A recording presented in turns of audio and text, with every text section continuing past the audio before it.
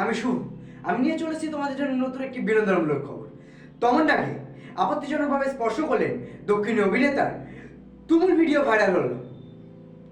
বর্তমান সময়ে বলিউডের সঙ্গে মিলেমিশে একাকার হয়ে চলেছে দক্ষিণী চলচ্চিত্র জগৎ। এর দক্ষিণ সিনে ইন্ডাস্ট্রিতে হয়ে উঠেছে এক বর্তমান বলিউডে রাজ করছে। তাদের মধ্যে একমাত্র অন্যতম অভিনেত্রী হল তামান্না ভাটিয়া। এই সুন্দরী অভিনেত্রী বর্তমানে দেশের গোটা পরিচালিত অভিনয় লাভ করছে। বর্তমান রূপে আগুন লাগিয়ে দিয়েছে এই অভিনেত্রীর দক্ষতা।